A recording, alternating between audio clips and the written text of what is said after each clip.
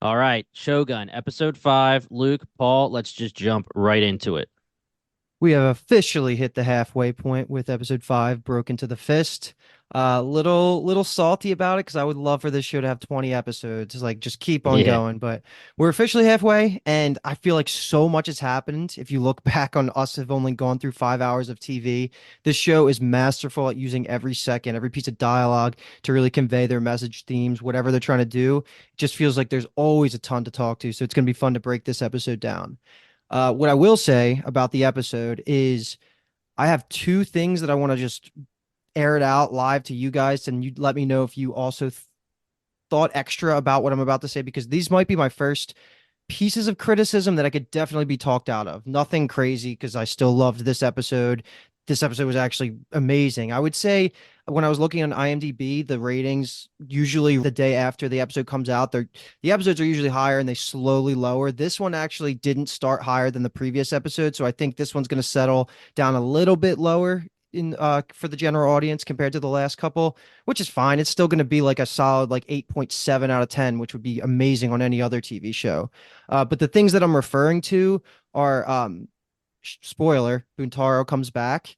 I feel like this is the first moment in this show where it felt like a TV show moment that they did that fake out death, and I kind of question why they showed it in the way they did, because they if this was part of the plan the whole time, totally fine, make it dramatic, build it up for TV. But to have him kind of run away from like 25 samurai, that part felt a little weird to me because it was just a shock fake out death. And I don't necessarily hate it because Buntaro comes back and a lot of his scenes in this episode are incredible, specifically the dinner scene. But that was one of my pieces of criticisms. And also, I didn't think that the Council of Regents scene was written, or maybe it was like edited weird. It just felt like I wasn't understanding what the heck was going on. I've seen it twice. I've seen conversations about it, and it just wasn't as buttoned up as the crisp. writing for Yeah. basically everything else. That's pretty much my only complaints, and I'll stop there to let you guys talk on it. But it's again not super big complaints, but I see you nodding your head, Jamie, like you kind of agree with a couple of those points. Yeah, so when it comes to Buntaro for episode 3, I don't know if you guys remember, but we talked about this, and I specifically said myself, there's no way he's coming back unless they want to go with that like cliche You drama did. of the Anjin versus Buntaro, JB versus Buntaro, and I didn't think it was gonna happen. Hmm. It's fine. I agree with you though, Luke. It just seems like one of those things where I don't know what big purpose he's going to have for the rest of the show, except for what he's doing right now with Mariko and JB. If he doesn't really have any other purpose, then I think they did it for that reason, just to add some drama to the show. Hmm. I don't think it's necessarily needed. I don't really have that big of a problem with it, but the fact that I joked about it, calling it a cliche, and then it happened, that's just like a minus for me. Yeah, very small. Yeah, not huge. Not a huge deal. Yeah, I think the way they explained it, didn't make it terrible for me. It was funny though because we were joking like, yeah, he's gonna come back and then butt heads with John, but that's like actually what is happening now. Hmm. So it's we thought of it like it would be a TV trope, but the way Toranaga kind of explains it, and he just kind of shows up with all of them, like from traveling back from Edo, saying he met up with other Ronin. So it wasn't just like he 1v30'd everybody. So Right. that makes it way better. So I guess he ran the corner, met up with those guys, and then made it back. And yeah, it took 20 days. Maybe it's just because I love his character, but yeah, what a piece of shit, right? He's Like, gonna fuck this be Well, guy. that's what I was gonna like say, dude.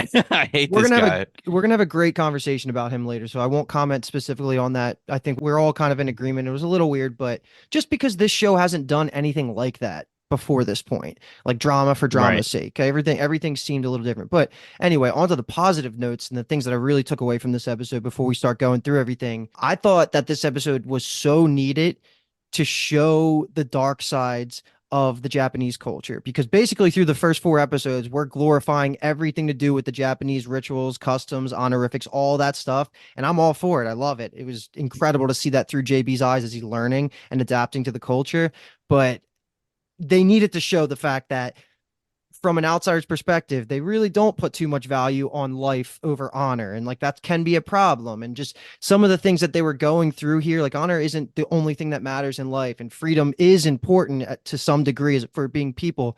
So a lot of that was really questioned in this episode for the first time. And I thought that balanced out like the whole perspective and it really brought everything into like a really good balance of just showing the audience like this isn't just going to be straight just glorifying Japan. So I like that they did that. And then also I love that the general public is starting to catch on an episode too late because we were right on top of it that Fuji is just the shit. Everything about Fuji. Mm, Like I'm seeing tweets like Fuji's the soft MVP of the entire season so far. And I just love all the praise because we were right on top of it, giving her flowers the second she came back into the story. So the more she keeps building, it's good that she's a fan favorite. But those were my takeaways. Like it was still a great episode. And Toranaga, of course, just every time he just slays with his dialogue and seeing his mind process strategy and like look through all these social facades, like everything that he does. It's just repetitive at this point, but he's always an all-star. One thought I just had on Buntaro coming back was I guess they kind of needed it, right, for John and Mariko to advance their relationship. Otherwise, it would have never gotten to that point. And then him coming back, adding the tension. I'm sure it will add to much more in the storyline, but that was just one other thing talking about that. Everything else you said, totally agree. Like it's almost the complete opposite philosophy we have, right? Like Marco's saying we live and we die. And ours is like, yeah, land of opportunity. Go live your dreams. You can do whatever you want here. Just Mm-hmm. like go have fun while you live. That's like the whole point. So, yeah, complete culture shock there. So, absolutely loving this episode, like you're saying. Like, I honestly didn't even see them as critiques. This was just steady, hitting the average mark every single time. It's just like 9 out of 10s. Mm-hmm. Like, it's incredible. So, yeah, I'm super hype for the second half. If this is already this strong without any introduction and build up and background, the second half I feel like it's just gonna be Pedal to the insane. metal, baby. Hell yeah. yeah, I agree. I think that if you're averaging an 8.5 to 9 out of 10 for your episodes, then you're doing pretty damn good. To me, honestly, I thought maybe it was the lower end of compared to the other episodes in just certain ways. Maybe I was thinking too much about the cliche of Buntaro coming back. I thought there was going to be a little bit more action on the fact that Toranaga's son Nagakado took action on his own. We talked about it. I was wondering if he was going to be in way more trouble than he was, even though the scene where Toranaga puts him in his place is amazing. Mm-hmm. I just thought maybe there would be a little bit more to that. But we'll get into that because again, with how smart and intelligent he is, he just like maneuvers around everything to make it all Yeah. make sense and work for him.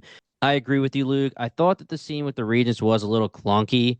It's like they're there, they're disagreeing, then all of a sudden one leaves, the other one's coughing, and we don't even know why. And it was very clunky, I would say. I just don't really understand unless you just want to have a scene showing that they just all disagree on who to make the next region. I get that, but So Kiyama wait, leaves, and let me just pause you because let's just do yeah. that right now because All right, let's this go. is going to Yeah. be a case where we're going to just go through the two of the three Council of Regents scenes right away that you're talking about. We'll leave the last one, like what closed out the episode for the Right, end. right, But right. let me just talk through it and then I'll let you just continue, keep talking so it makes a little bit more sense here to the audience. Where we have the Council of Regents, we have the only four left because Toranaga has already resigned. So it's Ishido, the leader, Sugiyama, the rich guy, Ono, who has leprosy, and then Kiyama, who's the greedy guy. The last two are the Christians, Catholics. So Right. they're talking, what do we do now that Toranaga, we can't vote to impeach him. He's already resigned. So now they're just discussing who the potential replacement is. We get some insight to the idea that Ishido is being verbal and explicit about the idea that we're not putting another Catholic on the regent on Right. the council because then it's going to be dominated by Catholicism, and that's just not what they're going to vote for. So luckily, he finds a middle ground with Ono, who when he offers up his cousin, and Ono being a Catholic, this is good. This means that they're all going to probably vote on someone that's going to be neutral, kind of a middle ground here. Who knows if that's going to play out because I don't think they really came to a consensus. But having Ishido and Ono vote for, I think his name was Maeda. That's a good sign. I know Sugiyama protests like audibly, and then he starts coughing, and that's like, what the hell is going on there? And then randomly in the middle of the conversation, when we were transitioning from scene one to scene two, that's when like the box gets put down and Kiyama just bounces. And maybe Paul can clear it up for me and you, Jimmy, but I didn't really understand what's going on here. Somebody in the Discord or somebody on Twitter reach out to us and explain it if we missed it. I just didn't know how to take this. It just felt a little sloppy, this writing, but I got the point. Like everything kind of made sense. And also in these two scenes that we're going to just openly talk about, a box with Josen's head was sent directly to Ishido. And this is all before Lady Ochiba shows up. So basically those two scenes, whatever else you want to bring up, we can just talk through. And Jimmy, you just go first because you were kind of going through some of it there. Yeah, so it was Sugiyama that was saying, I don't want Ono's cousin, but then he was talking shit on him and didn't realize it was his cousin, right? That's how that went. Because then Yes. Ishido says that's his cousin. He's like, oh, well, damn, whatever. And they need a full consensus, right? That's always going to be the deal. So, like, for example, Toranaga, if they're going to get rid of him, they need all four of the other regions to agree. So if they're going to agree on the fifth regent, the fifth council member, all four have to agree. So at any time, if one of them says no, they're Hmm. still basically shit out of luck. So at this point, I'm taking it like they still can't make a decision. And then obviously we get the end of the episode, which we'll talk about later, where the dynamic's going to be totally different now. Hmm. But yeah, my take on that whole thing was it was a little sloppy, but the whole point was that they just can't come to an agreement. Right. Yeah, I think it was done on purpose because before everything was in line, everything was formal, there was like etiquette to follow. And now that, Tornaga has derailed everything so much, it kind of just shows how much turbidity that is in all of their relationships now. That they were kind of all united for one cause, but now that's gone. Now they really are having a tough time to function. So it was weird. It was jumping back and forth a lot, and it seems like the way they talk about people is so funny because it seems like they just dishonor them. But Hmm. Say what like, they need to say. They speak y their minds. They're just like, y that guy's an ass. Yeah, it's wild. But then the only other thing was the coughing at the end. Was it? I think that was Kiyama, No, that was Sugiyama because Kiyama already Sugiyama. left. Yeah, Okay. that was like Yes, when the coughing fit happened. Yeah. gotcha. So Sugiyama. I don't know if that's just foreshadowing for later, be showing that he has sickness. I don't know if it's Hmm. showing that like maybe Ishido's like slowly poisoning him over time, and he's gonna kill him, and then blame it on like the poor health of the coughing. But yeah, I don't think we were supposed to take anything away from that too much. I think that was just setting up a domino to fall later on. I don't think he's going to be against Sugiyama because he's the only other non-Catholic, but I agree that it is definitely something that's going to be play. They did it purposefully. Like we're going to see Right. something. He could just die off screen, and it would be believable if they say like he had whatever Back tuberculosis. then, Is you can that literally have a cold. exactly? Yeah, yeah, yeah. So it's going to be interesting to Um, see how that plays out, though. yeah, and the whole scenario is really interesting because obviously all four of them want to agree and they want Toranaga off the council ASAP, but then they all know that whoever they decide is the fifth member is the fifth member. As rash as they want to be to get Toranaga off the council, they all need to think about themselves and what's best for themselves, and that's why they can't come to this agreement because this change is going to be lasting. Right. Yeah. Okay, so we'll pick back up with that towards the end. We'll jump back into the Izu regions and all the scenes that are going to play out here, and then we'll come back to Osaka. So the first scene is the direct aftermath of the end of episode 4, where we're seeing the bloody, gory bodies of Jozen and his men. And I was about to be really annoyed if the army that approached was actually Ishido's like right away. That wouldn't have felt right for me. But coincidentally, it was Toranaga showing up with his whole fiefdom worth of power, I guess, is how you could look at it. And it's awesome because like this is just everybody centralizing in one spot. It really to me means they're gonna probably keep Yabu in check because what's he gonna do when the whole army's there? So that's just like how we open and then I guess let's lump in everything up until before they go to JB's house. So this is gonna just include Toranaga talking to Nagakado, which Jimmy, you already touched on that a little bit, but we can Mm-hmm. expand on that. And then just the entire stripping of like his role as the leader of the artillery unit. And basically that's that we can just leave it at that. So a couple of scenes of Toranaga reprimanding his son and really reconnecting with Mariko for like a second. So just this whole intro part. Yeah, first thoughts. Toranaga in his armor. Oh my God, looks so good. On Hmm. horse on horseback too. Just like the silhouette with the sunrise behind him. It was awesome. And then yeah, Buntaro on horseback right next to him. I feel like this was ruined just a little bit because in the beginning it was like previously on Shogun. Yeah. It showed a lot of Buntaro scenes and him leaving, and I was like, well, Yeah. now that's the first thing on my mind, and it's the first Shows thing have that been doing that a lot. And I don't know if I've been noticing it more because we're podcasters the last 4 years and we're really paying attention because we know we're about to pod on a show Hmm. and take notes and everything. But it's been pretty crazy in even major shows like this where they're like almost spoiling, like you said, Mhm. Paul, reveals because they want to make sure you understand what's coming when it happens. But Recaps and trailers in this day and age are just toxic. Like they are not good. yeah. I It kind of agree with B Tom's take where he avoids watching any of it because it does give away too much, and it did here too. Oh, Yeah. 100%. And it's like they're catering to people that are just watching now and like not catching up from the beginning. And it's like, well, that's kind of a middle finger to Hmm. us because the shock value of that scene completely goes out the window. Whatever. Mariko wasn't too happy about this scene either. She saw Yeah. Buntaro and her face did not, if anything, it got more upset. Yeah. So obviously we saw that coming down the line that was not going to be a happy reunion. We've been talking about this the last couple episodes where at least I have been wondering if Marika really didn't like Buntaro. Like we know that she wasn't happy with him. We know that she didn't really like him, but we couldn't tell because of like the eightfold fence and how honorable they always are. If it's full like I hate you, or if it's like hey this is duty that I'm your wife and yeah I don't like you but it's duty. Like I couldn't always fully understand. Like I couldn't tell how upset she was when he died and things like that. But in this episode, it's just like, yeah, I hate this freaking guy, and we fully understand now. And there's some amazing scenes that come up when it Hmm. brings that part up, but we've been talking about the acting, the facial expressions, and Mariko killed it here with her facial expressions because that obviously confirmed it when Hmm. she saw him. It's like, oh no, she does not like this guy. Yeah. Yeah, that's an interesting thing because maybe they needed to also kill off Montaro so it felt a little bit more morally correct for JB and Mariko to hook up in the little window that they had too as part of it. I don't know, but it's going to be more fun to talk about that when she gets into her whole mindset with he's not even deserving of her hate is kind of like the point Right. that she gets across later, which is brutal. Like that's Yeah. an insane way to describe somebody. Did you have a specific comment on that, Paul, or do you want to keep going until we pick up with it later? I was just going to bring up the Falcon Hunt so we can Yeah, touch yeah, more on definitely. Keep going. Buntaro's piece of shitness later on in the episode because he's got plenty of them. Hmm. But yeah, this I was kind of waiting for this Falcon to come back into play because they made such a big point of it in our introduction to Toranaga and his son in episode one.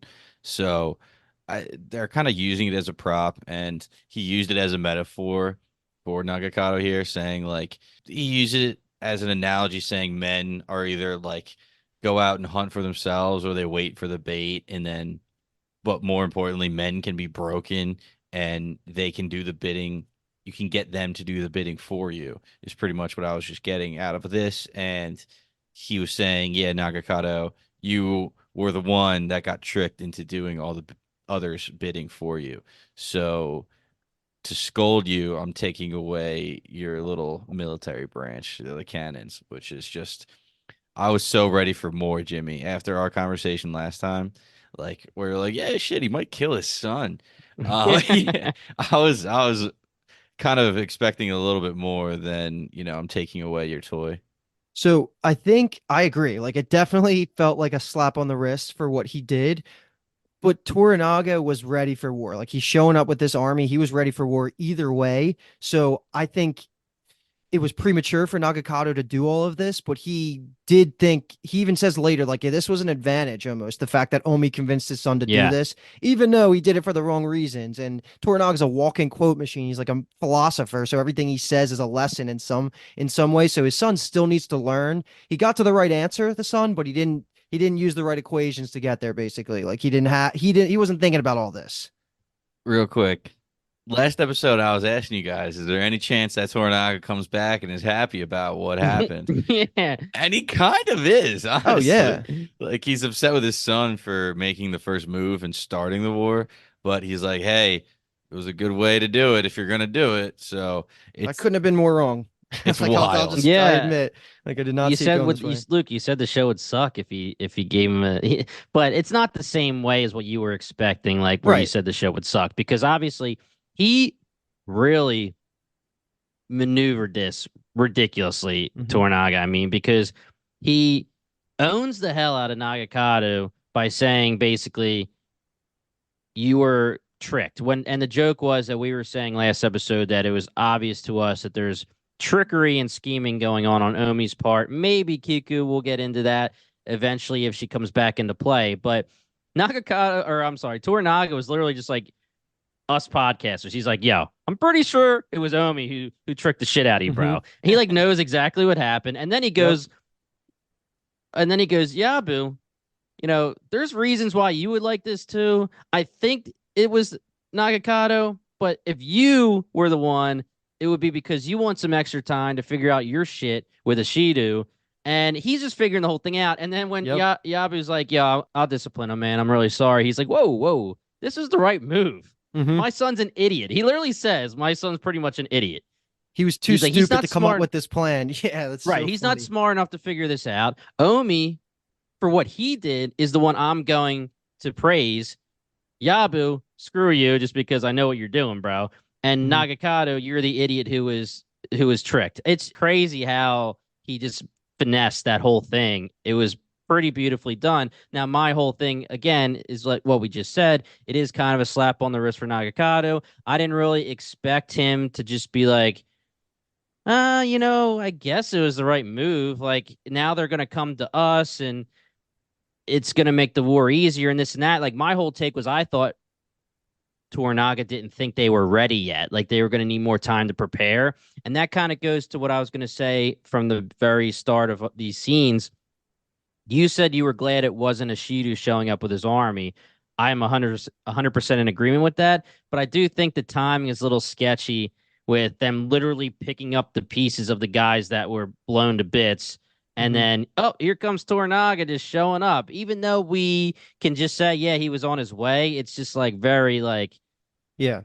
No, me and time hoppy. Alki, like we had a verbal conversation like while it was happening. Like, is this weird? Did this just happen? Has it been an hour, a day? Like, would it really take him a day or a week to clean up the bodies like that? It felt a little TV show timing, which again, lump it in with the couple of things that I'll call questionable for this episode. Right. But yeah, otherwise, Nagakado got owned, but just not as much as I thought. Yeah, and let's just you kind of start at the next scene with Toranaga and Yabu talking, and we'll just to summarize, like we're not going over this scene without saying that Toranaga's drip was like the coolest thing ever with that freaking hat. I don't know what the hell was going on, but that fucking hat was so funny. And I don't really know if there's anything worth bringing up, but I needed to talk about his outfit because the costume department has just been so good this season. So Uh, we said it a million times, but Yabushigi's actor is so good. The way that Tornaga like slightly brings up, or perhaps it was your idea, and Yabu's just like, starts stuttering. Like, I would never. Like, he is such a good. I don't know what it is, but just his responses and timing is perfect because like. You are under a lot of pressure every time you talk to somebody at the status of Toranaga. Like you could mhm. mess up any sentence. So Especially if you're scheming against them. yeah.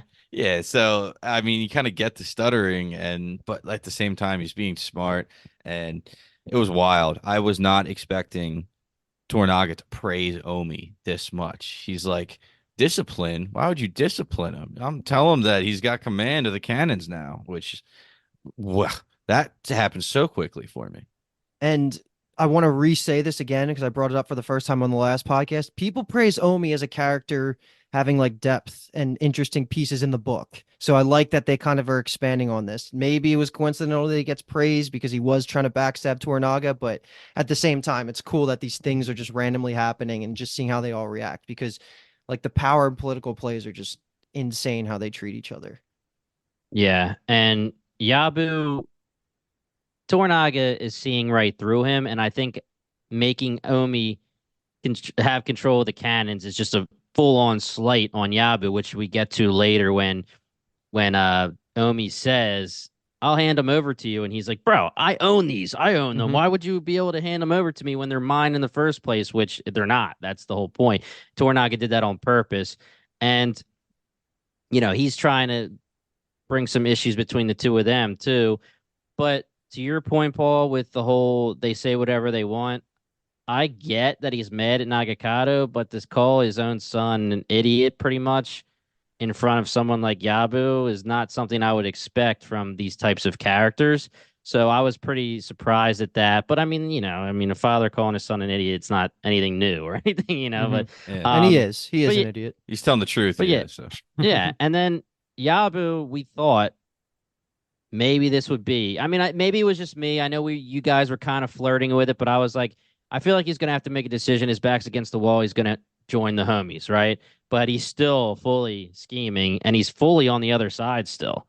I cannot believe it. I'm never going back. I don't care if he becomes a saint. Like I'm done with Yabu. He's lost all my Yeah, trust. I keep going back and forth, but he's definitely on the negative side of Toranaga. but the right. the end of this scene where they're ransacking this guy's home because they're still looking for the spy. Um, he talks to his one-eyed The right like hand man. soldier. Yeah, Hmm. I don't know what to call him. I don't know what his rank would be, Number but two, number two with one eye says like go to Osaka and like patch things up with a Shido for when all this turns to Patch, shit. High Patch. Nah, Poinstein. Oh, patch. nice. Nah. I think he says fix things, but patch would have been better. That'd be funny. Yeah, But he says that kind of loudly and right in front of Omi. So Omi picks up on that. He hears that and he might scheme with that. But do you think like Yabu was doing that on purpose because he knows Omi's smart? So he's So going to be like, I'm going to throw false information out there to make you act and then catch you on the counteract? I don't know. I don't think it goes that deep for Yabu. I think the people that he's around right now are people that are his trusted like advisors because he's saying you're right, go to Osaka, repair the whole relationship, and they're also talking about the elephant in the room being the spy that they've been talking mentioning for episodes. So the only like I can't see Yabu being that strategically smart to try and like suss anything out by planning this fake information out there. I just think he was just raging because he got disrespected by Toranaga and he's trying to yeah, turn it into an advantage when he's like comparing himself to Omi because he's just like in this moment just being little Boyd kind of. yeah. So my question to you guys is, Tornaga, he seems to always know what's good, and we know he has this spy. Was Omi, or I'm sorry, was Yabu assuming that he knew what he knew because of the spy, and that's why he was raging again about the spy? I mean, Toranaga being able to just say, "Yo, it was either you or Omi that convinced my son to be an idiot." Hmm. The spy obviously could have known that Omi and Nagakado had sake together the night before the throwdown, or that Yabu has been talking to whoever, and that was a conversation that was brought up. It seems like Tornaga's too smart, unless we're talking about he has this spy, and that's what Yabu was assuming, and that's why he was raging again. I think it was a Uh, little of both. Yeah, yeah, and Toranaga also says the orders that he received, that Yabu received from Osaka when Jozen was there, Toranaga recites them, and Yabu's like, "Oh, like you see through everything clearly." So I think that could have been another trigger. As soon as Toranaga brought that up, he's like, "No, this fucker's got a spy somewhere." Because how the hell Hmm. did he know about that? yeah, So and I think that set it off too. and technically, everyone knows why Jozen was there for Yabu and everyone else, pretty much. But actually, really, when you're Jozen and you're talking to Yabu, they were talking separate, and him saying to Yabu, "Yo, come to Osaka and pledge to us again," basically is admitting and saying out loud that he was with Ishido. Hmm. And it was a one-on-one conversation. The people weren't that far away, but that could be another point check for Tornaga, pretty much just knowing the deal with Yabu. I mean, he's been knowing it, but it's just another one of those things where it's pretty much confirmed. So everything he does is keep the enemies close and slight them when you can. Hmm. Yeah, it's gonna be interesting when like if they actually march onto Izu and like they have to show up here because that's like the whole point. But let's if we're gonna are we good with those couple of scenes? We can switch over to John Blackthorne, who we haven't even mentioned Yeah. yet this episode. Mhm. Cool. I'm gonna just talk through two quick scenes and then we're gonna talk to the dinner scene because the two quick scenes, I'm sure there's nothing really going on there, but they play out later. The first being when JB shows up to the house and basically puts the pheasant up and then gives the forbidden command, don't touch it or I kill you, or you're gonna Mhm. die. Basically. Right. We'll talk about all that in detail when it comes up in matters. And then the Yeah. other quick one was we found out earlier that Buntaro's being I don't want to say sentence, but in his head, it is sentenced to live in JB's house with Mariko so she can still serve Toranaga and be the translator. So you see him being a little bit of racist and like being all pissy for a second. And he's like, all right, tell Mariko, like, I'll be back for dinner. We'll leave those two scenes alone because this is where everything's going to play out. And this scene was amazing. Whatever I say about this Hmm. episode, like, I lived for this scene. It was fucking incredible.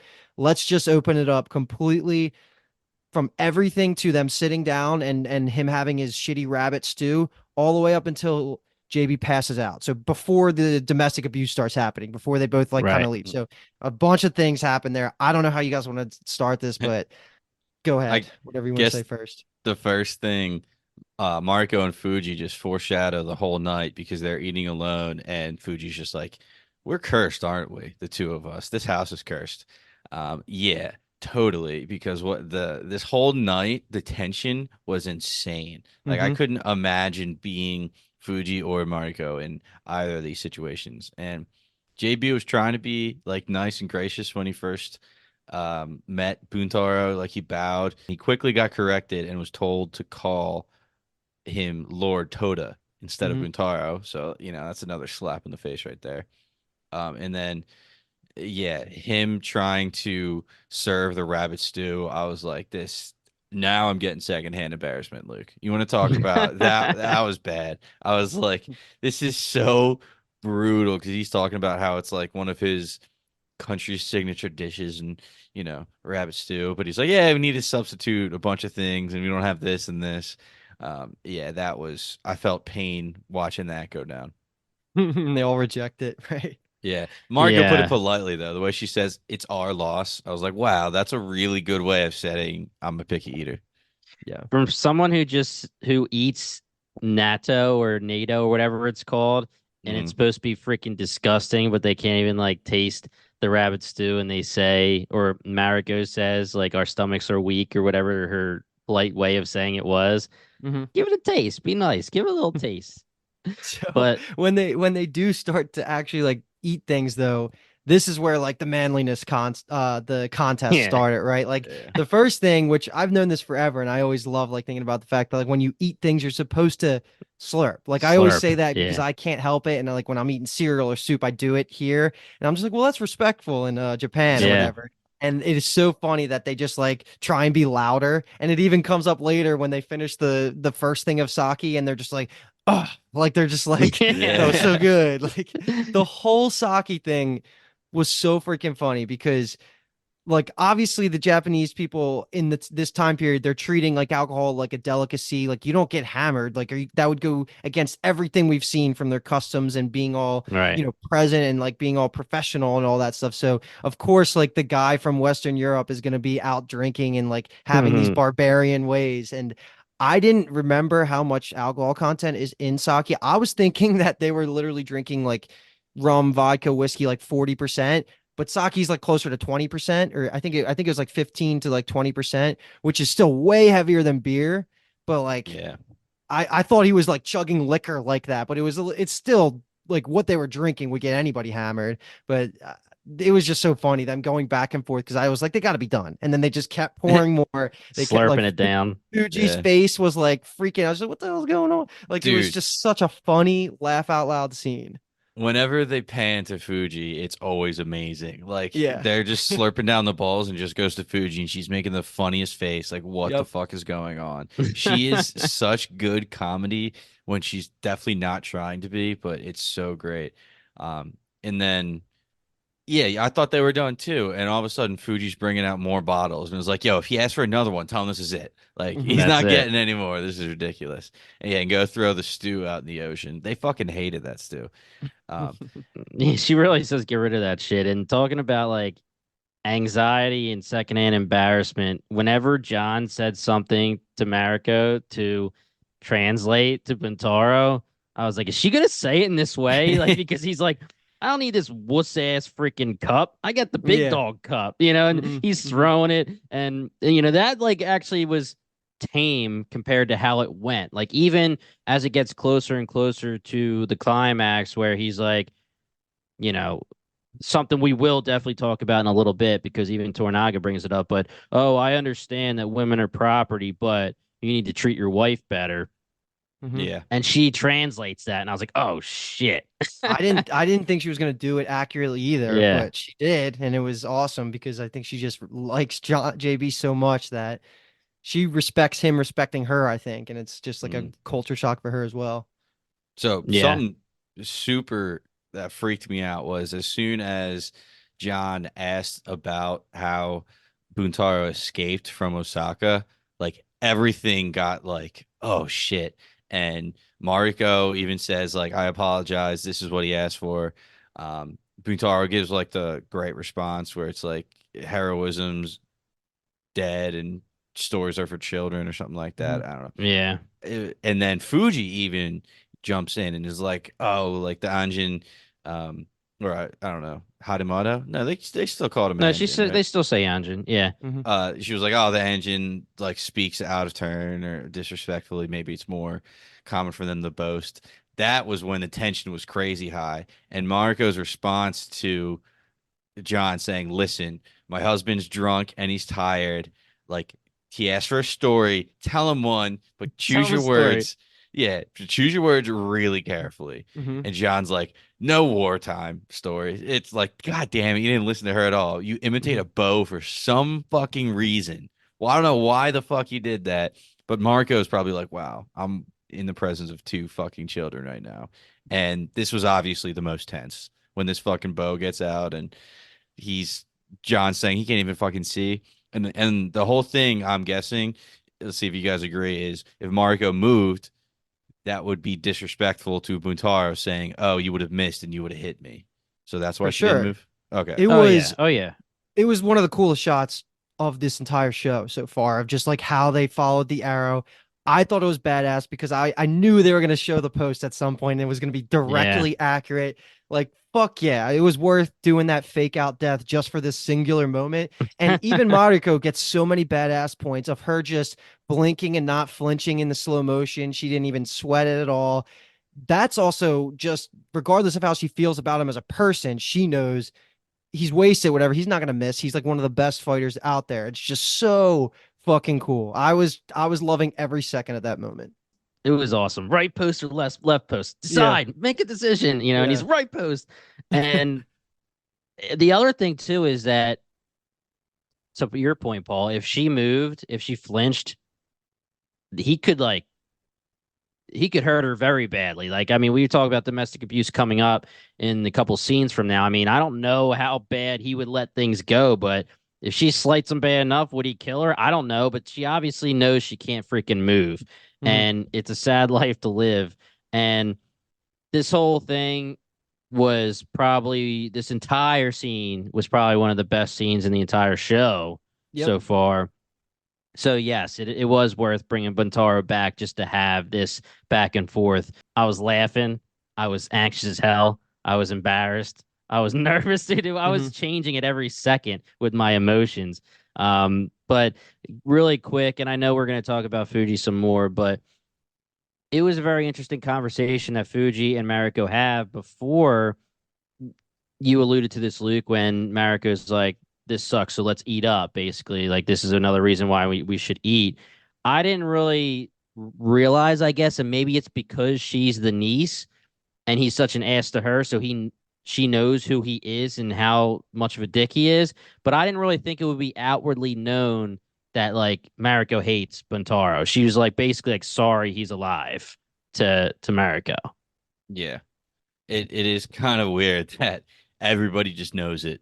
But if it's like that open, maybe it's just Fuji because they seem to be close. But yeah, she did drop that line, and I was like, wow, that seems like you could get in a lot of trouble if the wrong dude hears that.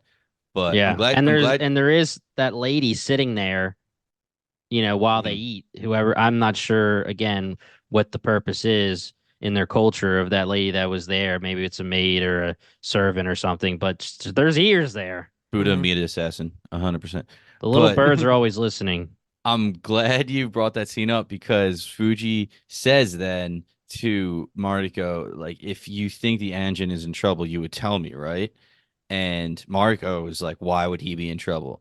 So was Yeah. that Fuji saying, I know that you and the engine hooked up, so that's why he would be in trouble? And Mariko's just still being like, what are you talking about?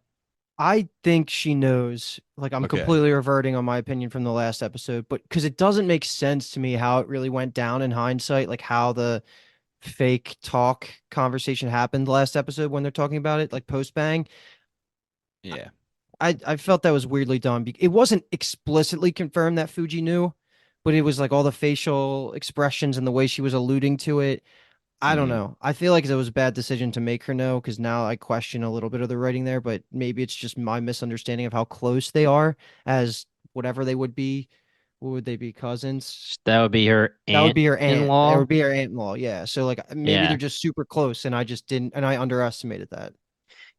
Either way, it shows a lot, and we get that more when it comes to Fuji because while she is disgusted by his stew or the fact that he's holding the pheasant to be rotten or all the sake he's drinking or all this crazy stuff where hilariously every time it pans over to her, she's like, Jesus Christ, what is this guy doing?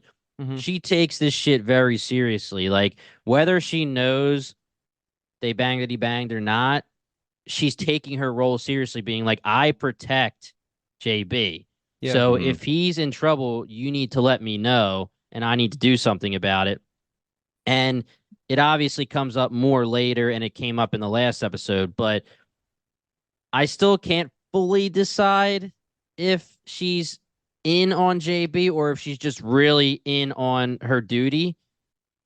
I loved when she clapped back at Buntaro saying that you're the courtesan for a freaking barbarian. And she's like, oh, I don't know what that is at all. I'm a courtesan for an Hatamoto. Yeah. Yeah. That was amazing. Like Fuji's just the freaking badass.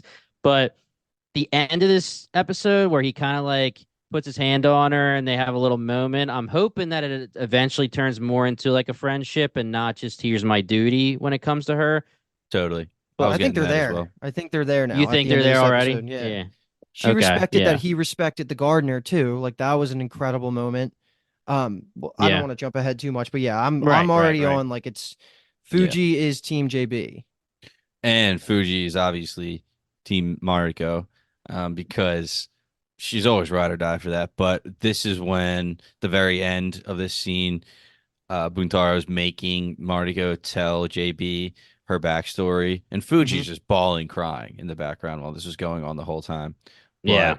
But in short, I'll just give this, and then if you guys have anything to add, Mariko is the daughter of the late Lord Akechi Jinsai. Her father her father's lord was Kurado-sama, who was the Taiko ruler before, or I'm sorry, who was the ruler of Japan before the Taiko. Hmm. He was corrupt and murderous, and her father killed him for the rest of the realm. Yes. And Yeah. her family was just hunted after that. And the craziest part of it all is that of her father had to execute his wife and his children by him. He had to perform the execution and then commit Right. seppuku. And the only Yes. reason Mariko wasn't involved was because she was such a child that she didn't have a fight. So that's why she was She spared. was married, newly married. Yeah, she said Okay. I Yeah. was newly married, so I wasn't allowed to take part, and Buntaro wouldn't allow me to die. He forced me to live. Okay. Gotcha. Otherwise, Buntaro wouldn't have married her in the first place. Because what happens directly after this part of the conversation is Mariko goes on to say that every year what she asks of her husband is to basically finish off the ending of her bloodline. And he says no every year.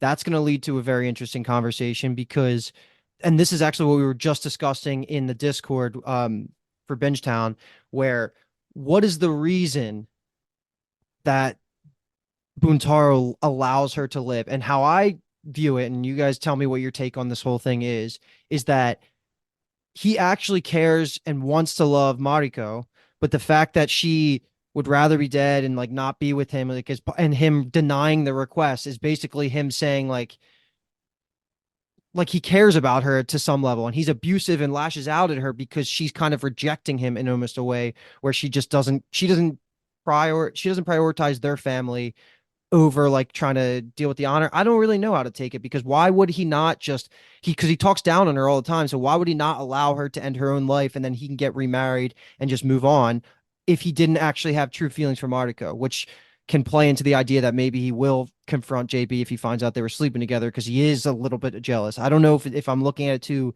high school drama but like that's what I'm really getting at is that Buntaro loves Mariko, but she doesn't return the favor. And now he's like punishing her and it's punishing himself and he's becoming spiteful and abusive. And that's where what I took from the whole conversation. I took it as Buntaro, the way that he was calling her like family, like traitors, Mm-hmm. that he wanted her to suffer because she came from like this bloodline of traitors. So maybe they got married, just it was arranged, not like they had a say in it or anything. And it was like maybe just to join two houses. I was kind of taking it as there was not much love in the beginning at either. Like they just kind of So got, so his whole purpose in life is to make her suffer.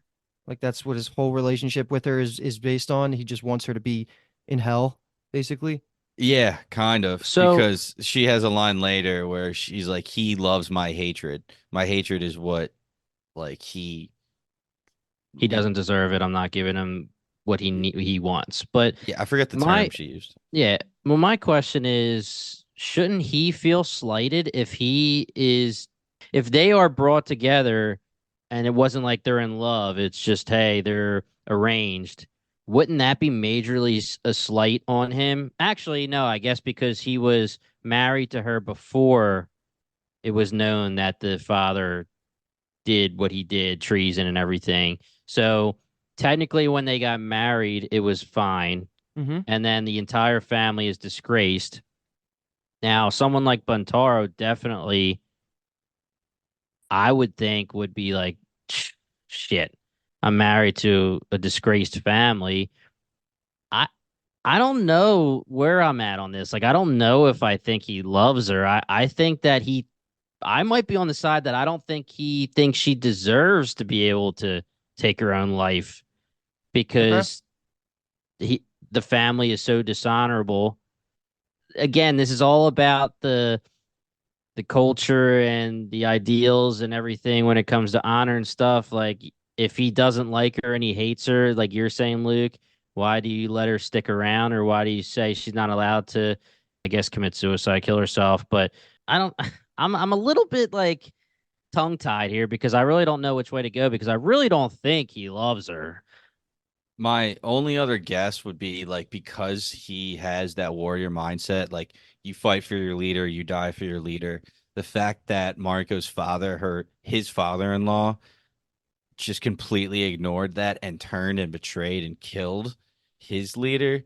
Maybe Buntaro's like, that's like the worst act you could do. Like, I want to make sure that his only remaining daughter like lives in agony.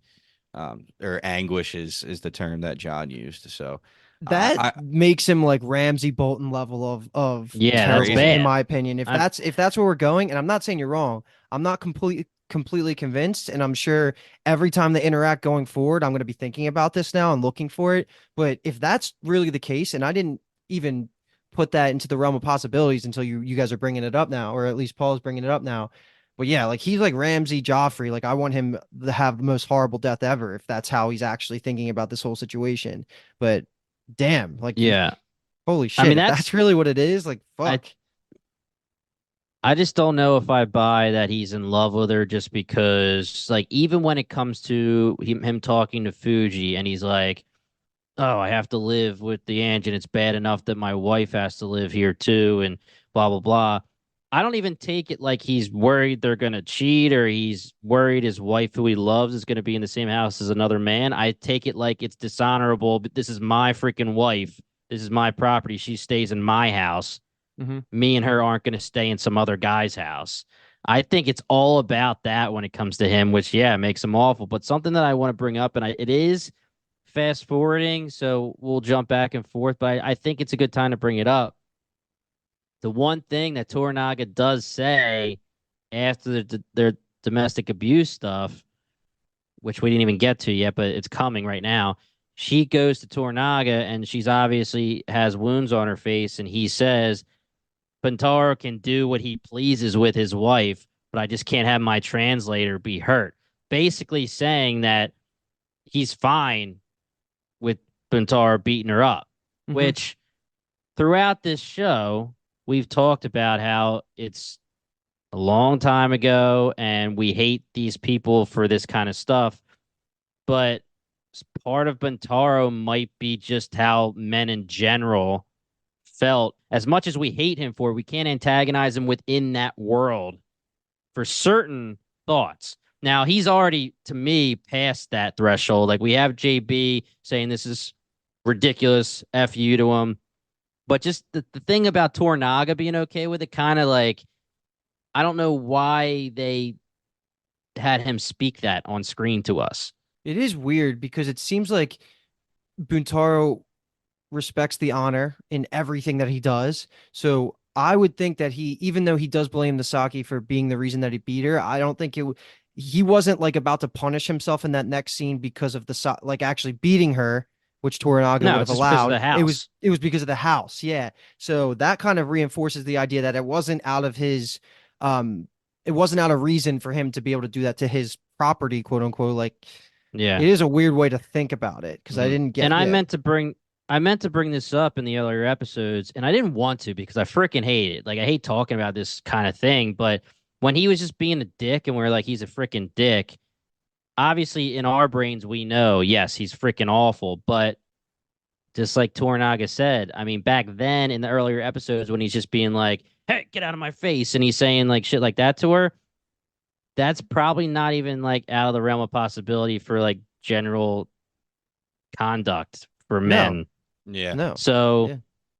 we logically know he's a dick, and this episode thankfully really like pushed him over the edge so we can outwardly just be like, this guy freaking sucks. Hmm. But yeah, the Tornaga thing saying like you can do what you want to your wife, especially like saying it to It's weird, the right? wife, like to her face, that kind of I don't like that. But But I mean, you're it not really supposed to not like Tornaga. You're supposed to love Tornaga. So it's almost like um Tornaga would never do it, but knows that he has no place to comment on how another man treats his wife, kind of Hmm. deal. Like, there's just the way I guess that it was. nah, Like, my boy Tornaga should take Buntaro and whoop his ass. yeah, Definitely. I agree. So let's But Um, let's yeah, I talk through mean, it's that. crazy. Let's talk through the domestic abuse scene happens, and then they go out into the courtyard, and JB has his pistol like ready to execute Buntaro, and I did not expect him to just put the sword on the ground and like Right. accept his death essentially. I'm extremely happy that JB didn't pull the trigger. That would have felt like it would have been pretty bad for his character as a whole. Uh, mhm. but I thought at the end of the scene and I could have been misreading this completely. I thought that was like a knowing moment for Buntaro that okay, something's going on with JB and Mariko. And maybe I built my theory watching it the second time backwards from that idea that maybe he will care if JB and Mariko are hooking up. And then I don't know, like maybe he that goes into the if he does care for her in any level, then that's what it's all about of him not letting her kill herself. This is all going to be questions that get answered in the next like episode or two when we get more Buntaro scenes because I don't know how this is going to really play out. There's a Yeah. lot of stuff in this show that come based on what lens you're taking it. And we've talked about it from Yabu to Martine to Buntaro now, where Hmm. to me, I don't take it that way at all. I still take it like if he found out that they were cheating, it's not I love you, why would you cheat on me? It's you that's my property. You have no right to her. I'm gonna kill you, or and my property dishonored me. So I still take it like it's all the problem, all of that That bullshit. works. Yeah. Yeah, I didn't think about that because I was just thinking he's drunk, and when he's looking up at John walking away, it's just a look of hatred. But you're right, it could be a little clue because, John maybe wouldn't act like that if he didn't have any interest for Mariko. I mean, maybe he would have, he's a stand-up guy, English gentleman, but I don't know if he would have. So that's Hmm. interesting you put that out there. I'm gonna kind of be keeping my eye on Buntaro now, like going Yeah. forward, just to see if he does have anything. But Yeah, just that'll be something we talk about, I think, for the next podcast too. Yeah. definitely. And it just makes everything even more so confusing because we just are talking about this piece of shit who's hitting his wife. And then 2 seconds later, oh, I dishonored your house. I don't deserve to live. You can execute me pretty much. Hmm. It's very Wild. weird. And yeah, Yeah. it's just wild as hell. And Okay. it's even more wild if you're JB, who is freaking livid. He is out of his mind getting ready to kill this guy, and he has no idea what this guy is saying. I mean, he's Hmm. saying, I'm sorry, I designed your house, I shouldn't have done it. It was the Saki. And to JB, he's hearing nothing except Saki, and he's like, Saki, what the hell, Saki? And JB isn't going to execute somebody on his knees. Like he wanted a fight, and it's probably good that JB didn't get a real fight Yeah. because who's going to beat Buntaro? But yeah, this entire beginning to end scene at the house is just you could like write pages and pages on it. You could write books on it of all the different Mm. aspects of it. Hmm. Fuji holding the pistols was amazing. That was my last little bit. Trying Her to with the protect the pistols is door. always Oof. amazing. All right, let's keep going. The next one's a quick scene, but an important scene where we get to the name drop of Miraji, the spy, that's been in the background for almost every episode. Like he's been around. Like we called it out last episode too. He is actually an honored samurai that Toranaga loves and respects and wants him held secret. And but what he tells Toranaga, the spy that is that Yabu's looking for a spy and he's ready to sacrifice himself because everybody's ready to die on the drop of a fucking dime, which is insane in this show. But of Yeah. course, Toranaga says find a scapegoat. So we can, I don't know if you guys have a comment there, but I'd rather just talk about that later.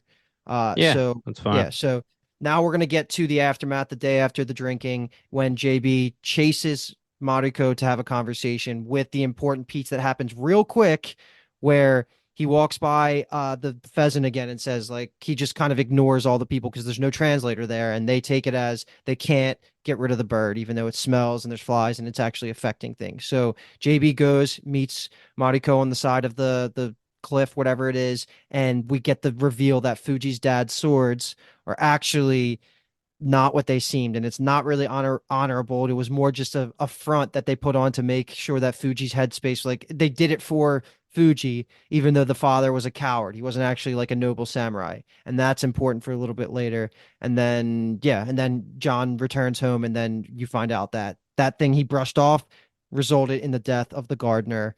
I'm really bad at pronouncing this guy's name. You wrote your Yujiro.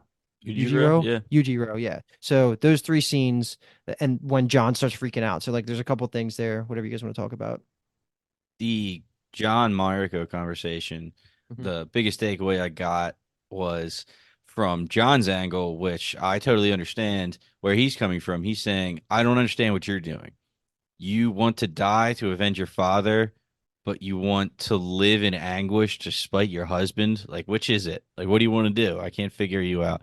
She's saying, like, oh, you wouldn't get it. Um, and she also says, freedom's all you ever live for. You'll never be free from yourself, which I was like, hey, John's burn was way better. I don't know if you can walk away after that one. But yeah, from where he's coming from, I'm understanding. Like same exact viewpoint. Like you want to die to honor your father, but you're living just to spite your husband, and you're not going to show him any anger or hatred or any. It's such a weird position, and it has a lot to do with just how Japan was in that time and the situation that she got placed in. Hmm. But it's wild, and I have no idea how it's going to resolve. Like you can see a Well, million it's different gonna ways going. resolve because she's gonna want to live life with our boy. I She's hope gonna so. fall in Freedom. love. Fairy Hmm. tale ending. She's I don't know if they're actually going to give us the thing I said would be funny, where JB and Buntaro are actually throwing down over Mariko. I mean, I think that would be pretty extra cliche. I think Buntaro will just have to get out of the way somehow. Maybe he dies in another way or whatever, but I don't know. Maybe they'll throw down. But I did want to talk really quick about what we're talking about Fuji's story and Mariko's backstory. I thought I had something with the Me too. Christian stuff, Me and too, it's a bro. shame. R.I.P. R.I.P. I really didn't expect like we're episode 4, where like they gave us some. I'm sure they'll just start like giving us some more through the season. They just like threw it right at us in this Hmm. episode. They gave us the whole entire thing. They flirted with it in episode 4, and then they just threw it all there. And I mean, I do think it's important to say like Mariko doesn't think that her dad is a traitor. He's She a Right. thinks he hero. did the right thing. She thinks he's a hero because it was what was best for Japan. Yeah. That's very important. And I almost took it like I know that she wants to take her own life because that's the point. Everybody else died in her family from that act, but I also was thinking that she wants to somehow avenge it. Now I Redeem don't it. know how you yeah, I don't know how you can because the leader that he killed is obviously killed. I don't know. I mean, I thought that, her being a fake Christian Catholic because I thought that was something cool to weave in. We'll have to get more into her religion again at a later point Hmm. because it's really like in the majorly in the back burner since we met her early in the season. Like, yes, she is 100% always wearing that cross. And I feel like I don't know if I'm noticing it more because we've been talking about it more or if it's more prominent. But this episode, it was definitely prominent the entire episode. Yeah.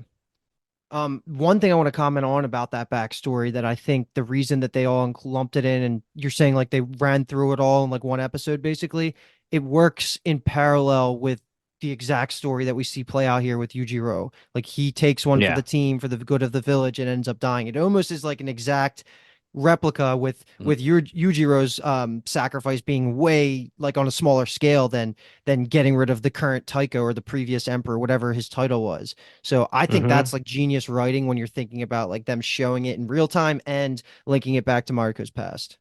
Yeah. Yeah, I Like agree. a little microcosm of it. Just to touch on Ujiro real quick. On the second watch through, I'm looking and seeing him in the background, just looking, taking care of the garden while JB's hanging up the pheasant in the first scene. And then we get them later, and he's like, a rock. Without a good rock, a garden is just a place of growing. And it's like, Hmm. yeah, whatever that means, but fuck yeah. And then You the when way, JB fixes the rock after the earthquake, man, dude. tears, man, And, tears. and I think to He was your cutting point, onions. Fuji saw that and gained more respect for him because he respected Yujiro and realized what he did and everything. And Mariko just explains it right here. It was becoming a village problem, and we kind of saw that just a little bit. And because it went to Miraji, who is the head of the village, he said it has to be dealt with in house. Hmm. So that's why Ujiro just kind of volunteered because he's old and he was sick apparently. So my question is, did Miraji would he have delegated it the same way if he didn't have this conversation with Toranaga beforehand saying find a new spy? Or was this situation brought to him? He was like, all right, I can get a scapegoat out of this somehow and get somebody to kill themselves. That was like the biggest conversation me, Alki, and Dave were having after watching the episode. So I'm really happy you brought it up. I think me and Alki landed on the side that it's basically was coincidental and convenient to just throw it onto Yujiro as being like this was a sacrifice, not for just for the smell in the village, but also like low key for Toranaga and the army and the good side of Japan. So I'm hoping it's Yeah. that.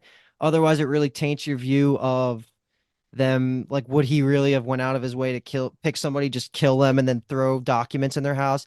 I don't know. I think it was more about the convenience of it all, and I'm just gonna blissfully be happy with that I'm answer. gonna headcanon that. Yeah. Yeah, exactly, exactly. No, I like that a lot because the way that Ujiro and Miraji, even the way that they would few interactions and scenes they had together, it seems like they were friends or friendly at Hmm. least. So And if Toranaga's out here saying that Miragi's like a super honorable, respectful samurai, I just don't think like blind murder just to trick Yabu is like on the table. That doesn't yeah, seem like in character. So, but yeah, just to kind of link us to how we got to the scene and we can keep going through it. I just want to shout out JB's acting when he did return home and see that they killed Yujiro. Like he was just like, you guys are fucking crazy. Like this, it was just like a explosion of all these emotions. And this is what I was hinting at the top of this podcast, where I said they really need to show the dark side of the Japanese culture and all the customs. So just expertly done. I keep mm. forgetting his name. Barney, what's his name, Jimmy? The actor? Cosmo Jarvis. Cosmo Jarvis. I said Barney almost said Barney's his name in Barney's as Peaky Peaky Blinders. Blinders. Yeah. Yeah, so Cosmo is just like I hope he gets so many jobs after this. Like he proved that he can act with the A-listers any day of the week. So Oh all of yeah. that came well. And then in this conversation, which we can link to the earthquake as well, Toranaga's like, I'm done with this. This is like so beneath me. And he like walks over to the cliff, and then the earthquake starts, the landslides happen, and then we can continue with what we were just talking about. Cosmo Jarvis, phenomenal acting. Again, the fact that he's yelling and Fuji, they're both talking to each other and they don't know what each other are saying, but they obviously get it because of just like the emotions that are Mhm. running. And when it comes to Fuji with her duty and honor, she is crying and she's saying, "You don't have to worry about this. I'm going to take this. You told me, you said out loud, touch the pheasant, dead." Mhm. And he touched the pheasant, he's dead. And it was really ominous and crazy. He's walking it through the village and he sees people crying and he's like, "What's going on? What's going on?" And then it's Fuji's like, he took the pheasant. He's like, "Oh, I don't give a shit. Oh, it's whatever. Mhm. It's a pheasant, bro. Like, who cares?" And then she says, like, he's dead. And the explosion is unbelievable. Yeah. And then him going to Toranaga and Mariko. And I don't know if we brought this up. I walked away for 1 second, but Mariko said, no matter what from now on, our conversations are going to be through other people. We're not talking anymore, right? So he's walking up to Mariko. She's only a translator now. And he's saying, I did my duty. Give me my ship. Give me my homies. And I'm freaking out, man. I want to get out of Japan. I cannot deal with this anymore. Mhm. And Toranaga, like, when I said his men are dead and Toranaga probably knows and doesn't care, I'm there still. Like Yeah. Oh Okay. yeah. Toranaga saying like I can't deal with this is beneath me and all that kind of stuff. They're not friends. Mhm. JB No, is an yeah. asset to him and he's his prisoner. I hope that they will eventually be friends, and I think so. This is another thing that happens when the earthquake happens. JB and Nagakato, but JB is the first one that Toranaga sees when he opens his eyes after he's saved. Mhm. JB, whether he's a good guy or he cares about Tornaga or both, he has been there for Tornaga left and right this entire show. So I really do think that the natural progression is going to be that they're friends and they equally Mm. respect each other, but it is not there right now. That this has to be the I think this like last two scenes are JB pushing himself above the bar of respect and like friendship for both Toranaga and what we hinted at with Fuji. I don't think Toranaga is ever gonna really like disrespect him purposefully anymore, like treat him like this was I think like the final straw. How many times has JB saved Toranaga's life directly, Yeah. let alone indirectly? Like this is he literally resuscitated him too. Like if he was like a second too late and he didn't get that breath of oxygen in, his brain's dead, boom, gone. Like Nagakata wouldn't Yeah. have done it himself. So Right. this was such a powerful scene. And then to add on to it, not to add like humor to this moment, but when he does get Toranaga out of the ground and he goes that extra level of giving him the swords. And at this point, he knows the truth about the swords, but also Toranaga knows the truth about the swords, and he literally laughs out loud. And I think it Right. was like an almost an ironic laugh for thinking how this man who doesn't know anything about our culture is restoring my honor of giving me Japanese samurai swords, but they're a gift from how we faked the honor for Fuji. Like it's Yeah. almost like an ironic moment, but at the same time, it's like poetic at the same like it's just like I such a agree. great moment. Yeah. The writing of this show, man, like it all comes together, themes at the right time. Like when they show scenes is so it's so just like purposeful, and I'm just in love with this show. So even when I'm saying like this might be one of the like the bottom two of the season, like of the five, like it's still so Oh yeah. superb, like of Oh television. hell Like it's yeah. amazing, man. And yeah, go JB, Agree- dude, So saving everybody's life. Agree with everything you guys are saying, which is confusing because like the scene where Mariko is translating for him, Toranaga is saying like he will stop acting like a child. Like I don't have time yeah. for this. And it seems that he when he confronted with the question like I want my men, he just changes his subject, you have shadows over you, like what's going on today? Like doesn't respond. So I'm totally on the boat that Toranaga is still using John, Hmm. but then Yeah. John is putting everything out there to go and save Toranaga, and it's just frustrating because I feel like it's not going to be a happy ending. I feel like Yeah. something's Yeah. some I it'd don't be like know. we But were swimming in our underwear together like 2 episodes yeah, ago, come on, buddy. man. Like, I taught you how to dive. yeah, let's go And back to But that. a question for you guys is like once this whole rescue happens and they're looking at and they see the landslide heading to the village, was the army kind of commingled in that? Like, did the army take a huge hit? Like, that's what I I was thought seeing, right? so. Okay, because Yeah. that is where you're gonna say that this show might not have a happy ending. Like, we needed some losses on the good guy side because it seemed like everything was kind of working out. Like, we're training with the artillery, like the council's all split.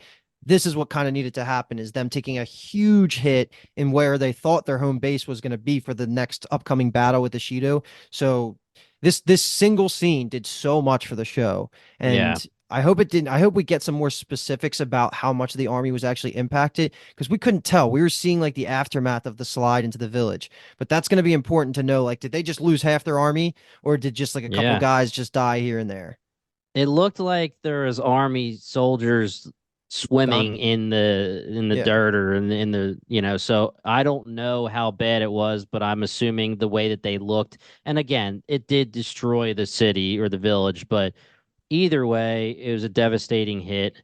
And not to like make a joke here, but I was watching the scene with JB, Mariko, and Toranaga and how he changes the subject and he says there's a shadow over the two of you.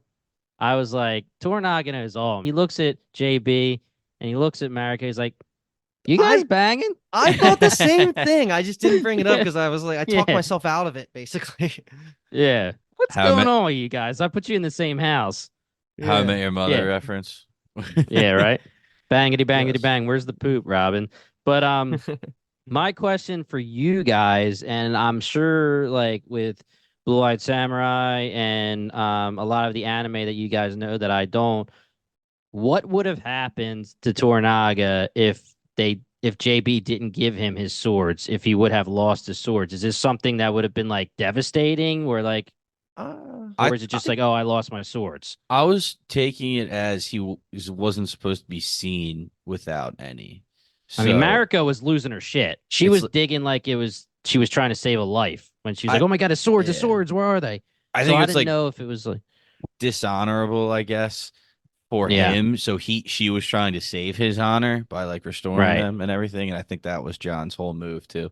right. But no, I don't exactly know. I just think I people would don't have think it been was like, death. Yeah. yo, like Yeah, I was gonna our say, was it boss. something like you lose Yeah, your swords and you die? Like you have to, I didn't know if it was anything that I nah, was just missing because I don't have a lot of the background. I think it's Hmm. just there would be gossip. Be like, yo, did you see fucking Toranaga without steel? Like, we sure want to Yeah. follow this guy. Yeah. Like And He that. should, That's no how rumors steel. start. Yeah. What a wuss. here's my last comment before we go into our last scene. Okay, well, we do have the whole reveal that um that Miraji lies to Yabu and plants like what we kind of already Right. talked through. So you guys can throw out a comment there if you want. But I just wanted to point out again how good the writing is that in it was I think it was last episode is they had JB and Mariko had the conversation about earthquakes and like why they build the and tsunamis and stuff and like why they build the houses the way they did, which I knew Japan was famous for tsunamis and earthquakes and all that, but I never got a visualization of literally like this could happen at any time, like a house can go Right. down, like it literally happened an episode later, and it was more impactful because like this is part of their culture. This kind of thing just occurs because of the environment in Japan. So I thought that was really smart for them to plant that seed last episode. I thought there was no chance we were seeing another earthquake, or how are they going to make it relevant without it being like movie timing? But it actually worked really Right. well here. Yeah. Yeah. Yeah. Good. I mean, you took the words right out of my mouth. I was actually going to say that in the last scene when we talked about it. Yeah. But anything with the spy reveal? Really Oh, not. We're good, right? fuck. Oh, Yeah, I think we're good.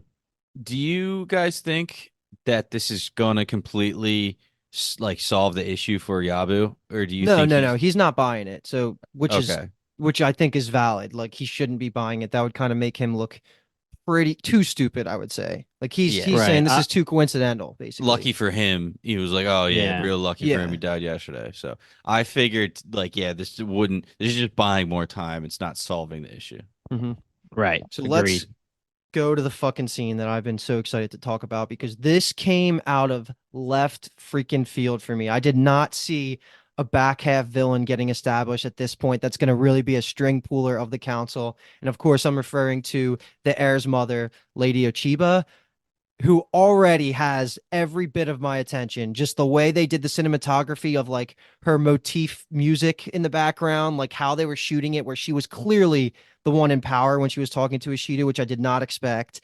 All of that Right. was so like was pretty damn hype. Like I think she's going to be the mastermind. Her plus Ishido seems like a more fun force to deal with than just Ishido himself because like they have to deal with the whole Catholic council members as well. But if she's like the head of them, all that stuff becomes petty politics, and now we have a centralized force that's going to be going against Toranaga. I just think this was a really fun setup for the second half of the show where I'm fucking all in on Lady Ashiba so far from what we got. Mhm.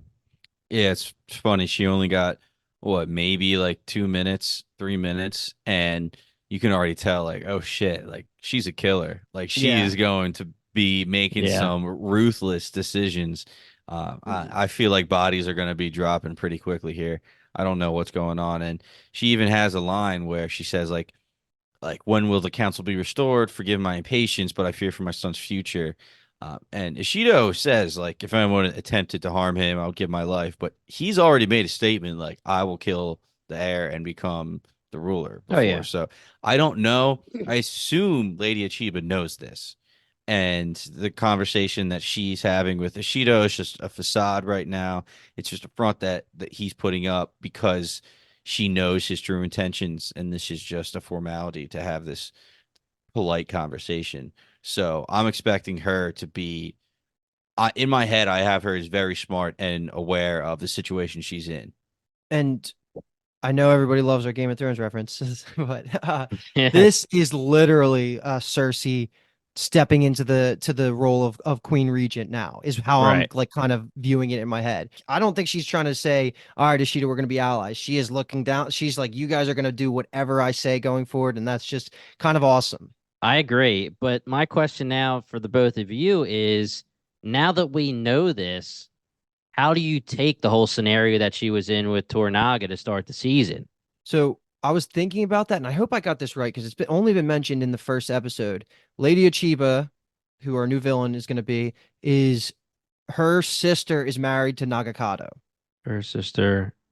is married to Toranaga's. Oh, to North. Oh, okay. Because the whole Okay. idea was she was in Edo because her sister was about to give Was birth. giving birth. Right. Yeah. Right. And maybe it's not Nagakado, maybe it's another one of his sons, but it's one of Toranaga's kids. I'm assuming it's Nagakado. No one else has really been mentioned.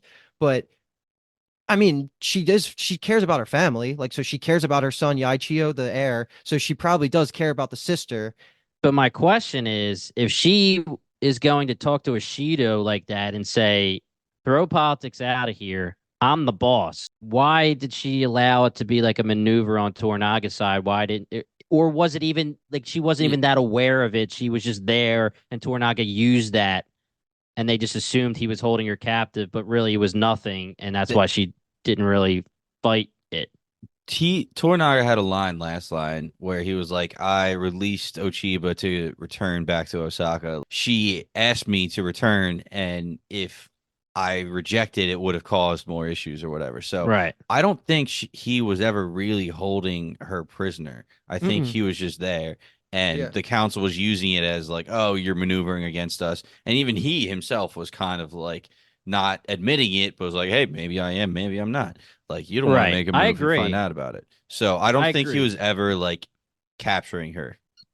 No, and from her perspective, I thought she felt safe because one of the first complaints she has is you guys let Toranaga basically escape from Osaka. So I think in her head, if they had the leverage of having Toranaga there was nothing to worry about. They had the Mhm. Right. mastermind on the other side. So She has a line real quick to Ishido saying, "Oh, I'm told my release from Edo was thanks to you and the council." I think that was completely just her buttering him up because it didn't have anything to do with it. right. And Ishido immediately is just like, "I'm so happy you returned." He doesn't say yes or no. He just is just like, Yeah. "Yeah." Do you think she actually wants to be Queen Regent, or does she want to be Queen, Empress, or whatever? Does she want her son to take the throne? Is that actually her motivation? I don't think we're gonna hit Game of Thrones level where you can switch the genders like that. Like you can't have a Right. So girl just randomly she's doing it. just She wants saying, her son to be the right. guy. So if she wants her son, then wouldn't she want Toranaga to be good? Because he's the one who's trying to do everything to make the heir actually become. She wouldn't be able to manipulate him though, I feel like. But I mean, why does he need to be manipulated? Because his whole purpose is, I promise to Tycho that I'm going to have the heir become, when he comes of age, he's going to be the next ruler. She isn't the wife, so maybe she's not privy to that information because she wasn't there when he was dying and when he said, protect my son. But we know that Toranaga is fully just, I'm doing my duty and waiting for the heir to come of age. He's fully Mhm. Ned Stark.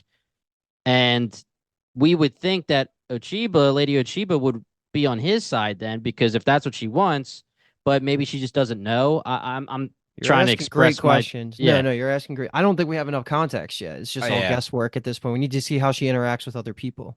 I was just Yeah. gonna say that, like maybe she had a something set up this whole time with other members of the council, or something like that, and knew that Toranaga was too smart for her, so maybe that's why she was trying to get rid of him early. But definitely a lot to unpack. Like I hope she gets a lot of screen time, episode Me six, too. because Yeah. she like was all on the screen. We just said for like 2 minutes, and look at all the questions she's posed. Hmm. Yep. So And I obviously key player. and I hate to add on to this at the end. I know we've been going a little bit long here, but this is directly related to the earlier scene when the Josen head box showed up. We didn't even talk about who sent that.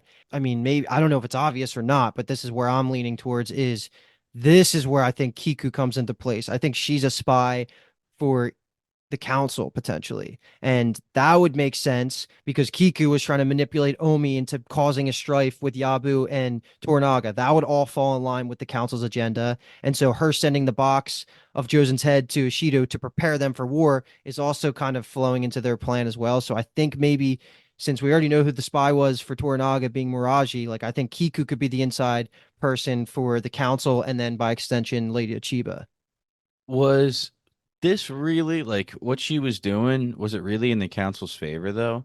Because even Toranaga is saying like, "Oh, like we have the advantage now because they're going to have to attack us." Well, yeah, but like Yabu in that moment thought that this was like so bad for Toranaga. So maybe she also thought that convincing Omi to push him into this position was also bad because all it was doing is just forcing the war. Gotcha. So Okay. I'm just guessing. Like this is still, I don't know, Yeah. Jimmy, your theory town. What do you think? Does that hold any weight? My No, I mean, I like that. My first thought was pretty surface level, and it was just Nagakato being the young kid doing what oh, I just took the head from your number two, and here he is, just to Mhm. throw it in his face.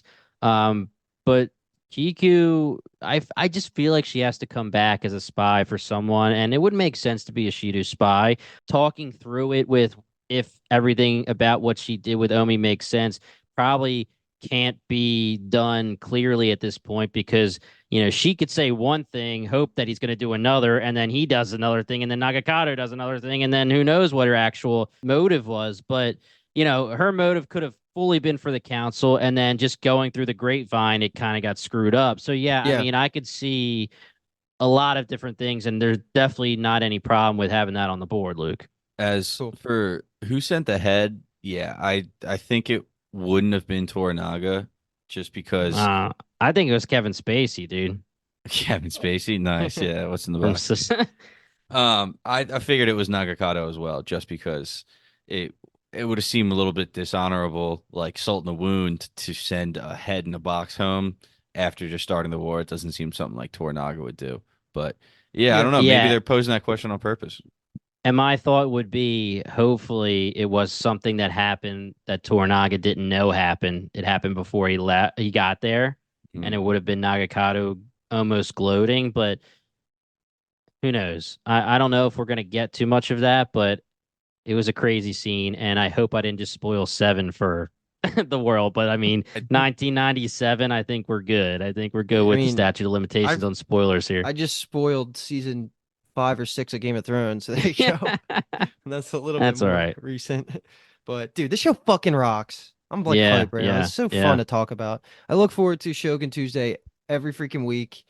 And then I just walk away from these podcasts so satisfied. Like everything, all the writing is so good. Mm. I even like this episode almost as much as the other ones now that we talk through it. Like maybe this is a Yeah. better episode. It's just so fun, dude. This I, show is awesome. I find myself on like Saturdays or Sundays be like, oh shit, I wish we record now because I just thought of something else. Like I Yeah. think about like we were watch it, record on it, and I still think about it like the rest of the Oh week. Like yeah.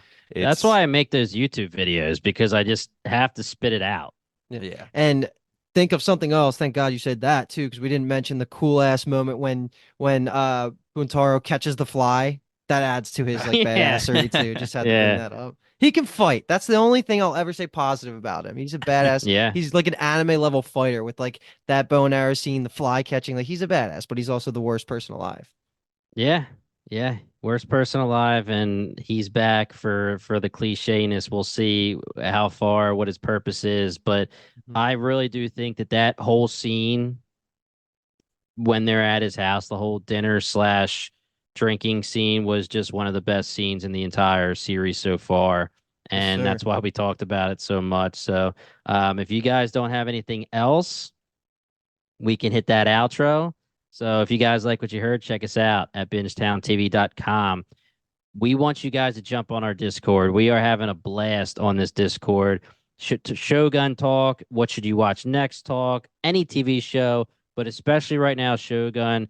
Shout out to Meryl talking to us lately about Shogun right now. It's just, we're having a great time. So if you guys want to check us out on the Discord and join our community, that link is in the description of the YouTube and of the podcast. Otherwise, hit us up at bingetowntv.com or at bingetowntv on any of your favorite podcast apps. We cover so much. We have covered so much, and we will cover so much. So we're sure there's something you'll love. Once again, we are Bingetown TV, and Luke, Paul, Shogun. It's yesterday. Tomorrow's Today's Wednesday. tomorrow. Shogun I was hate you. today. I hate you. Shogun's next Tuesday too. Thanks so much for listening.